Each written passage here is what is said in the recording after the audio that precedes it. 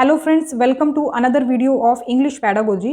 तो सीटेट के online exams के हम क्वेश्चन सॉल्व कर रहे हैं और आज के इस वीडियो में हम सॉल्व करेंगे 20 दिसंबर 2021 के पेपर 2 को। और इसमें आपको 15 क्वेश्चंस मिलेंगे इंग्लिश पैडागोजी के। तो जो कंटेंट वाले पार्ट के 15 क्वेश्चंस आते हैं वो मैंने इसमें इंक्लूड नहीं किए हैं क्योंकि उसमें सिर्फ पैसेज ही आता है। तो पैसेज सॉल्व करना अगर आप सीख लेंगे तो वो जो पोर्शन है वो आपका कवर हो जाएगा। तो चलिए शुरू करते हैं हमारी आज की class. You can also follow my social media, Facebook page, Insta ID and Telegram channel. Link आपको डिस्क्रिप्शन मिल जाएगा, तो वहाँ से आप ज्वाइन कर सकते हैं। टेलीग्राम चैनल जरूर ज्वाइन करें जिससे आपको क्लासेस का जो शेड्यूल है वो पता चलता रहेगा। तो बढ़ते हैं हमारी क्लास की तरफ। पहला क्वेश्चन आज की क्लास का है, national education policy advocates study of. तो नेशनल एजुकेशन पॉलिसी जो है वो किस चीज़ की स्टडी को की वकालत करती है, वो एक तरह से सपोर्ट करती है। तो यहाँ पर सही ऑप्शन की मैं बात करूँ तो ये हो जाएगा ऑप्शन नंबर 4। तो जैसा कि आप जानते हैं जो हमारी नेशनल एजुकेशन पॉलिसी है जो कि हमारी आई थी 2020 में, उसके अकॉर्डिंग 3 लैंग्वेजेस बताई गई हैं जो कि पढ़ाई जाएंगी। तो इसमें अगर हम बात करें तो देखो, एक तो आपकी होगी मदर टंग जिसको हम होम लैंग्वेज भी कह सकते हैं, मातृभाषा। दूसरी होगी क्लासिकल लैंग्वेज, या तो फिर आप कह सकते हैं मॉडर्न लैंग्वेज, और फॉरेन लैंग्वेज। तो एक तरह से ये जो 3 लैंग्वेज है इनका जो एक तरह से डिस्क्राइब है वो मैं कर देती हूँ आपको। देखो, 3 लैंग्वेज फॉर्मूला जो है इसको आप अगर सिंपल भाषा में समझें तो पहली लैंग्वेज तो रहेगी आपकी मदर टंग या फिर आप रीजनल लैंग्वेज कह सकते हैं। तो बात एक ही है, जो रीजनल लैंग्वेज होगी वही आपकी मदर टंग ही होगी जनरल तौर पर। और सेकंड लैंग्वेज आपकी होगी जो हिंदी स्पीकिंग स्टेट्स हैं उनके लिए है ये, it will be other modern Indian language और इंग्लिश। जो मतलब सेकंड लैंग्वेज आपकी रहेगी हिंदी भाषी जो राज्य हैं उनमें या तो इंग्लिश रहेगी सेकंड लैंग्वेज, या तो फिर जो मॉडर्न इंडियन लैंग्वेज है उनमें से कोई एक रहेगी। मॉडर्न इंडियन लैंग्वेज जो है वो आपकी 21 है, तो उसमें से कोई भी एक लैंग्वेज हो सकती है सेकंड लैंग्वेज में। और in non Hindi speaking states उनके लिए क्या बोला गया है कि ये या तो हिंदी रहेगी या तो फिर इंग्लिश रहेगी, दोनों में से एक रहेगी। तो इस तरह से ये 3 लैंग्वेज फॉर्मूला जो है वो बनाया गया है नेशनल एजुकेशन पॉलिसी में। नेक्स्ट क्वेश्चन है, a children of 8 years from Bihar moves to Mumbai along with her parents and she learns Hindi, Sanskrit and English in school and learn the language of Marathi very well from her neighborhood and her friends in school. What would you describe the learning of Marathi? जो उसने Marathi language सीखी है, वैसे तो उसने बाकी languages भी सीखी हैं, मराठी लैंग्वेज उसने अपने पड़ोस से और अपने जो फ्रेंड्स हैं स्कूल के उनसे सीखी है। तो आप इसको किस चीज़ का नाम देंगे? तो यहाँ पर सही ऑप्शन की मैं बात करूँ तो ये हो जाएगा ऑप्शन नंबर 1, लैंग्वेज एक्विजिशन। इसको कहा जाएगा, हिंदी में कहते हैं भाषा अर्जन। भाषा अर्जन या एक्विजिशन क्या होता है? जब हम किसी लैंग्वेज को ज़्यादा एफर्ट नहीं डालते हुए सीख लेते हैं, मतलब एक तरह से अडोप्ट कर लेते हैं, जिस एनवायरनमेंट में हम रह रहे हैं उसी के अकॉर्डिंग जो भाषा हम सीख लेते हैं उसको लैंग्वेज लर्निंग ना कह करके लैंग्वेज एक्विजिशन कहते हैं। लैंग्वेज लर्निंग होती है जिसके लिए हम एफर्ट डालते हैं, अलग से सीखते हैं।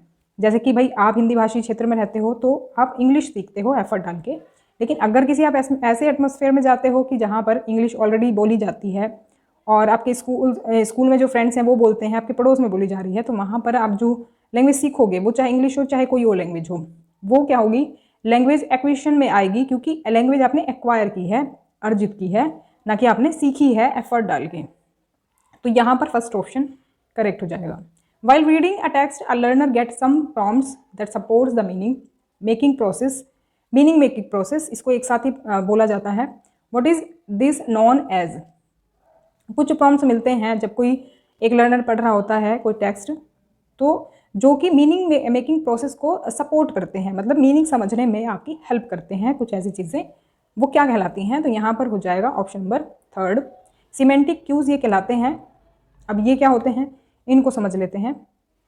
देखो, प्रॉम्प्ट रीडिंग जो होती है ना, ये एक तरह से ऐसे क्यूज या फिर टारगेटिंग क्वेश्चंस होते हैं जो कि स्टूडेंट एक तरह से इनको यूज़ करता है जो रीडिंग है उसका अर्थ समझने के लिए, या फिर एक तरह से गहराई से जो लिखा हुआ है टेक्स्ट जो है उसका अर्थ समझने के लिए इनका यूज़ करते हैं इन क्यूज़ का।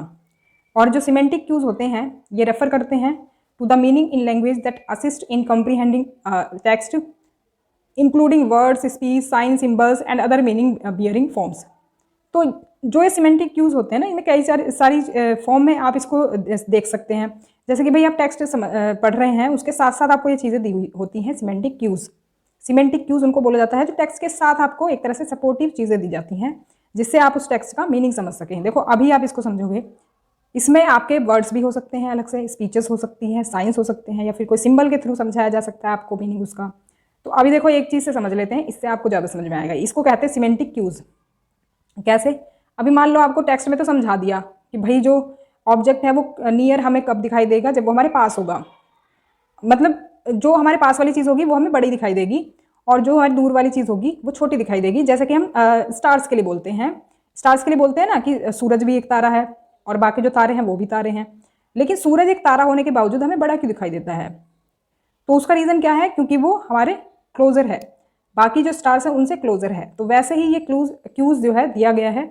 अब यहाँ पर पूछा है क्या? Which is closure. यहाँ पर क्वेश्चन दिया गया ना, ये क्वेश्चन दिया गया है विच इज़ क्लोजर। अब इससे आपको पता चलेगा क्या कि क्लोजर तो ये है, क्योंकि ये बड़ा दिख रहा है। हालांकि साइज दोनों का एक ही है, लेकिन पास कौन सा है ये पूछा गया है। अभी देखो जो बड़ा दिख रहा है वही तो पास होगा ना।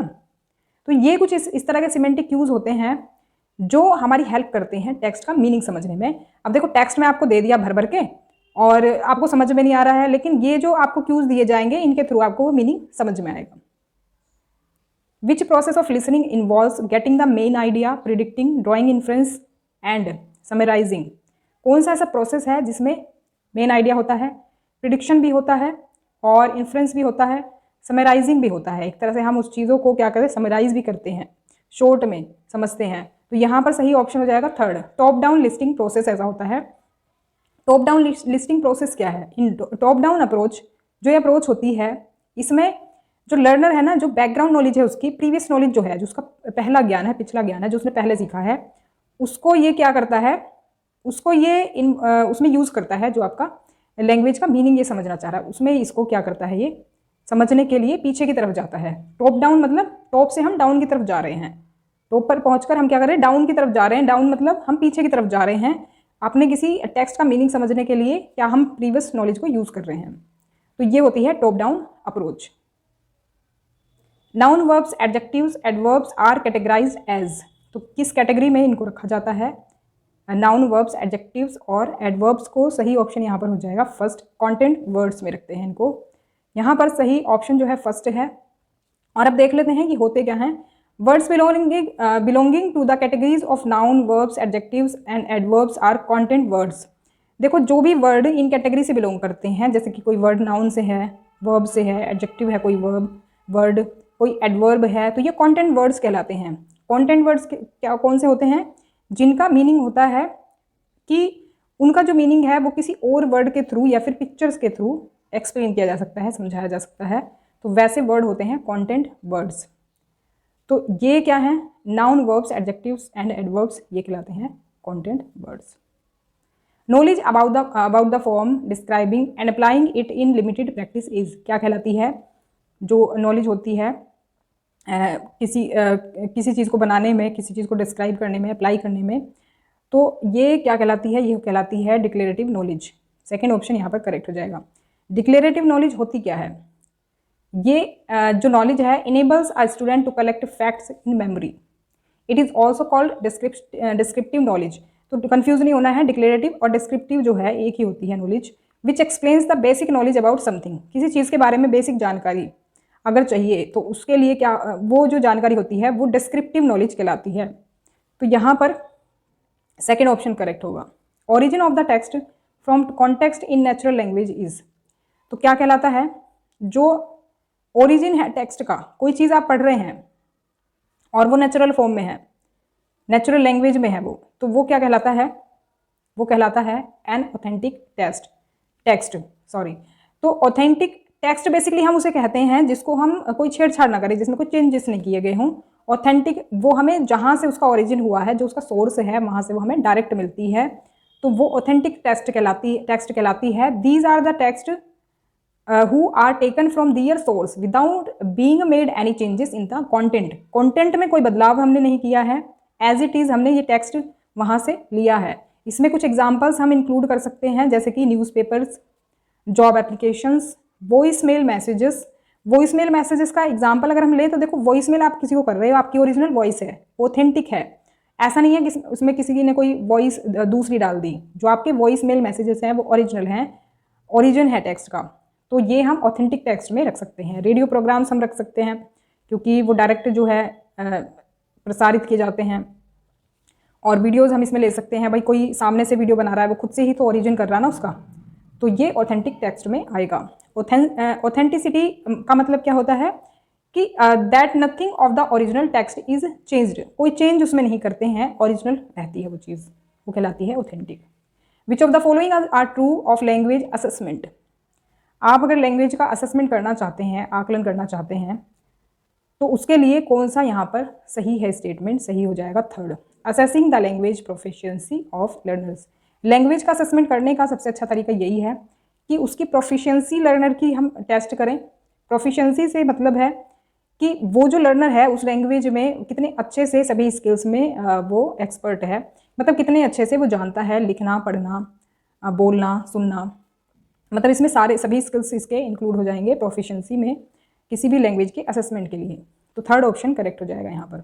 विच of the following are true of errors in language classroom. तो जो एरर्स होते हैं ना, गलतियाँ, ये मिस्टेक्स जो होती हैं लैंग्वेज क्लासरूम में, उसके बारे में कौन सा यहाँ पर स्टेटमेंट सही है। सही ऑप्शन हो जाएगा first, errors are learning areas and feedback for both learners and the teachers. तो एरर जो होते हैं ना, देखो वो हमारी लर्निंग का एक पार्ट होते हैं और एक तरह से फीडबैक भी वो देते हैं। भाई जो बच्चे गलतियां करेंगे उनसे आपको पता चलेगा, टीचर को भी पता चलेगा, लर्नर को भी पता चलेगा कि लर्नर्स हैं कहाँ पर, मतलब कितना उनको इम्प्रूवमेंट की ज़रूरत है, कितना उन्होंने सीख लिया है। गलतियां वो उसी हिसाब से करेंगे, ज़्यादा गलतियां कर रहे हैं तो मतलब ज़्यादा सीखने की उनको ज़रूरत है, इंप्रूवमेंट की ज़रूरत है। अगर मिस्टेक्स एरर्स कम हो गए हैं तो इसका मतलब काफ़ी हद तक उन्होंने चीज़ों को समझ लिया है। तो एरर्स जो है एक तरह से फीडबैक देते हैं लर्नर और टीचर को। A language teacher along with her social science colleague gives an assignment on cultural diversity of India। तो कल्चरल डाइवर्सिटी ऑफ इंडिया पर जो एक असेसमेंट है वो दिया जाता है। Learners are to consult social science books and other books and documents related to history, geography, culture and politics to write a report and develop a poster on the theme. Learners को कहा जाता है कि आप जो है, जो आपको ये असाइनमेंट दिया गया है, इसके लिए आप सोशल साइंस की बुक इस्तेमाल कर सकते हैं, अदर बुक से यूज़ कर सकते हैं, डॉक्यूमेंट्स जो हिस्ट्री से रिलेटेड हैं, ज्योग्राफी से, कल्चर, पॉलिटिक्स से, उनको आप इस्तेमाल कर सकते हैं, उन पर एक तरह से आप पोस्टर बना सकते हैं। तो what would the this process of language learning called, ये वाला जो प्रोसेस है लैंग्वेज लर्निंग का, ये क्या कहलाता है। सही ऑप्शन यहाँ पर हो जाएगा third, language across the curriculum. देखो इसका मतलब है कि जो आप लैंग्वेज पढ़ा रहे हो ना, पूरे पाठ्यक्रम से होकर वो गुजर रहा है वो प्रोसेस लैंग्वेज लर्निंग का। और ये जो प्रोसेस होता है लैंग्वेज लर्निंग का, जो कि हम पूरे करिकुलम को इंक्लूड करके पढ़ाते हैं, तो वो ज़्यादा इफेक्टिव रहता है। क्योंकि देखो जो भी हमारी दूसरी अदर जो बुक हैं, सोशल साइंस की हो, चाहे ज्योग्राफी की हो, कल्चर की हो, पॉलिटिक्स की हो, उसमें कोई ना कोई तो लैंग्वेज होगी जो बच्चे सीखेंगे। वो लैंग्वेज की जो बुक, लैंग्वेज के अलग से नहीं है, लेकिन किसी ना किसी लैंग्वेज में तो है। तो उसमें कुछ न्यू वर्ड्स भी बच्चों को मिलेंगे, सेंटेंसेस मिलेंगे, कुछ नई चीज़ें सीखने को मिलेंगी। अब क्योंकि हमने करिकुलम की सारी बुक्स को इसमें इंक्लूड कर दिया है, तो लैंग्वेज लर्निंग का जो ये प्रोसेस है ना, ये लैंग्वेज अक्रॉस द करिकुलम कहलाएगा। थर्ड ऑप्शन करेक्ट होगा। A learner while learning the new grammatical form is able to connect what he has already learned. अब देखो जो लर्नर जो है लर्न कर रहा है कुछ नया स्ट्रक्चर सेंटेंसेस का, लेकिन उसने कुछ पहले भी सीखा हुआ है। अभी जो पहले सीखा है वो है ये कि उसने सीखा था प्रेजेंट परफेक्ट जो होता है सेंटेंस, वो किस तरह से बनता है, हैज़ प्लस पास्ट पार्टिसिपल उसमें ऐड होता है, V3 जो फॉर्म होती है वर्ब की वो लगती है। तो अभी जब वो नया स्ट्रक्चर बना रहा है तो वो कहता है कि फ्यूचर परफेक्ट जो बनेगा वो कैसे बनेगा, will have plus past participle को मिला करके बनेगा। What would this learning strategy be called. तो यहाँ पर सही ऑप्शन हो जाएगा फर्स्ट, कॉग्निटिव स्ट्रेटेजीज। अब देखो जो बच्चे ने पहले सीखी हुई चीज़ें हैं, जैसे कि उसने सीखा था कि भाई प्रेजेंट परफेक्ट जो है ना वो इस तरह से बनेगा, तो अभी वही चीज़ उसने उसमें भी अप्लाई की फ्यूचर परफेक्ट में। फ्यूचर परफेक्ट में उसने जो वर्ब की फॉर्म बताई वो पास्ट पार्टिसिपल बताई कि भाई V3 ही लगेगी इसमें भी, क्योंकि प्रेजेंट परफेक्ट में हमने लगाई। तो ये एक तरह से कॉग्निटिव स्ट्रेटेजीज हैं बच्चे की जो वो इस्तेमाल कर रहा है। वो दिमागी जो हमारा होता है ना, दिमाग जो सोचने का काम करता है, और कुछ इस तरह की दिमाग से रिलेटेड जो एक्टिविटीज़ होती हैं वो की जाती हैं, वही कहलाती हैं कॉग्निटिव स्ट्रेटेजीज। तो बस वही है इसमें भी जो मैंने बताया, cognitive strategies are type of learning strategies that learner use in order to learn. तो ये स्ट्रेटेजीज जो है लर्नर यूज़ करता है जब कोई नई चीज़ वो सीख रहा है। तो इसमें क्या क्या चीज़ें इंक्लूड होती हैं, जैसे कि रिपीटिशन हो गया, दोहराना जो होता है, ऑर्गेनाइजिंग न्यू लैंग्वेज हो गया, समराइजिंग मीनिंग हो गया, कोई चीज़ की जो मीनिंग है वो समराइज कर रहा है, guessing meaning from context and using imagery of memorization, ये सभी इंक्लूड होता है कॉग्निटिव स्ट्रेटेजीज में। तो as the learner already learned the present form, while learning the new grammatical form he is able to link with his understanding by using its memorization। तो memorization जो कि उसको पहले से ही याद है, पहले से ही पता है, उसको वो यूज़ कर रहा है अपनी नई जो नॉलेज है उसको गेन करने में। A learner is able to read a text with limited understanding. She is able to read the text very well and do the comprehension task with the support of her elder brother. This practice of learning teaching क्या कहलाती है? देखो, जो learner है, she है, तो मतलब लड़की है कोई, तो वो जो है कोई भी टेक्स्ट है उसको मतलब एक लिमिटेड अंडरस्टैंडिंग के साथ पढ़ पा रही है किसी चीज़ को, और टेक्स्ट को वो अच्छी तरह से मतलब पढ़ने में सक्षम है, और वो जो कॉम्प्रिहेंशन टास्क है यानी उसको जो मतलब समझने की बात है वो समझ पा रही है अपने बड़े भाई की हेल्प से। तो पढ़ तो वो पा रही है लेकिन मीनिंग वो समझ रही है अपने भाई की हेल्प से। तो ये जो लर्निंग टीचिंग जो प्रैक्टिस है ये क्या कहलाती है? ये कहलाएगी थर्ड ऑप्शन, इसके फोल्डिंग। इसके फोल्डिंग होता है वो पड़ाव जहाँ पर बच्चा किसी दूसरे की हेल्प से कोई चीज़ कर पाता है। खुद का उसका दायरा इतना बड़ा नहीं है कि वो वहाँ तक पहुँच पाए, लेकिन किसी दूसरे की हेल्प से वो कर पा रहा है, मतलब वो कर पा रहा है, ऐसा नहीं है कि नहीं कर पा रहा है, कोई दूसरा अगर उसे थोड़ी हेल्प दे रहा है तो वो उसको कर पा रहा है। तो ये स्कैफोल्डिंग के अंदर आता है। अभी देखो यहाँ पर देख लेते हैं, ये जो स्कैफोल्डिंग है ना, ये टर्म यूज़ होती है वाइगोत्स्की की सोशियो कल्चरल लर्निंग में। अभी देखो इसको मैं आपको यहाँ से बता देती हूँ। वाइगोत्स्की ने कहा है, देख एक तो चीज़ ये होती है जो बच्चा खुद से कर पाता है, what I can learn on my own, ये बच्चा खुद से सीख पा रहा है। एक ऐसा एरिया होता है जिसमें बच्चा दूसरों की हेल्प से सीख पाता है, ये काफ़ी इंपॉर्टेंट एरिया है और इससे अक्सर क्वेश्चन पूछे जाते हैं। तो ये क्या है बच्चा, what I can learn with help, तो ये ZPD कहलाता है, जोन ऑफ प्रॉक्सिमल डेवलपमेंट। इसके फोल्डिंग इसको कहते हैं, जो दूसरों की मदद लेना होता है उसको कहते हैं। और ये मदद जो है आपकी टेक्नोलॉजी और टूल की हेल्प से भी हो सकती है, या कोई खुद से ही मैनुअली देता है हेल्प। और ये जो हेल्प करने वाला होता है इसको हम कहते हैं MKO, शॉर्ट में मोर नॉलेजेबल अदर्स। तो ये कहलाता है मोर नॉलेजेबल अदर्स, जो हेल्प प्रोवाइड कर रहा है। तो उसका भाई जो है वो MKO में आएगा, तो ध्यान रखेंगे। और एक एरिया ये होता है जो बियॉन्ड माई रीच, यानी कि जो बच्चे की पहुंच से बाहर ही है, वो हेल्प से भी नहीं सीख पाएगा। नेक्स्ट क्वेश्चन है, a task which supports learner to connect form meaning and use is. तो क्या है ये टास्क? ये है communicative task in grammar learning. Communicative task होते हैं जब हम किसी से कम्युनिकेशन कर पा रहे हैं जिस टास्क के थ्रू, तो वो एक तरह से कम्युनिकेटिव टास्क होते हैं। कम्युनिकेशन आपको मैंने पहले ही बताया था, कम्युनिकेशन होता है अपने विचारों का आदान प्रदान जो हम करते हैं।